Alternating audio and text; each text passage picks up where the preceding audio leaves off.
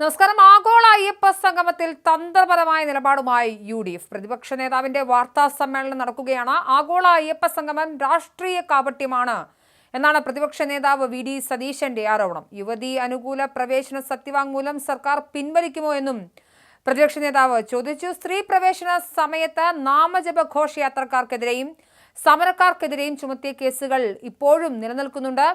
ആഗോള അയ്യപ്പ സംഗമം നടത്താൻ പോകുന്ന കേരള സർക്കാർ ഈ കേസുകൾ പിൻവലിക്കുമോ എന്നും പ്രതിപക്ഷ നേതാവ് ചോദിക്കുന്നു. പിണറായി സർക്കാർ വിശ്വാസത്തെ മുതലെടുക്കുകയാണെന്നാണ് VD സതീശന്റെ ആരോപണം.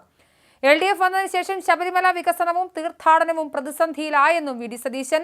ഉമ്മൻചാണ്ടി സർക്കാരിന്റെ കാലത്ത് നടത്തിയത്രയും വികസനങ്ങൾ പോലും ഈ സർക്കാർ നടത്തിയിട്ടില്ല. ശബരിമലയിലേക്ക് ഇവർ തിരിഞ്ഞു നോക്കുന്നില്ല എന്നും അദ്ദേഹം ആരോപിച്ചു. എന്നാൽ പരിപാടി ബഹിഷ്കരിക്കുന്നുണ്ടോ എന്ന ചോദ്യത്തിന് നിലവിൽ അതിന് മറുപടിയില്ല എന്നും ഞങ്ങൾ ബഹിഷ്കരിക്കാൻ ആരോടും പറയുന്നില്ല എന്നും, എന്നാൽ സർക്കാരിനോടുള്ള ചോദ്യങ്ങൾക്ക് കൃത്യമായ മറുപടികൾ ആവശ്യമുണ്ട് എന്നുമായിരുന്നു മറുപടി. സർക്കാരിന്റെ ഇരട്ടത്താപ്പാണ് നിലവിൽ കാണേണ്ടി വരുന്നതെന്നും VD സതീശൻ പറഞ്ഞു. 10 വർഷം ഭരണം പൂർത്തിയാക്കാൻ നിൽക്കുമ്പോൾ എന്തിനാണ് പെട്ടെന്ന് ഇങ്ങനൊരു അയ്യപ്പ സ്നേഹമെന്നും അദ്ദേഹം ചോദിച്ചു.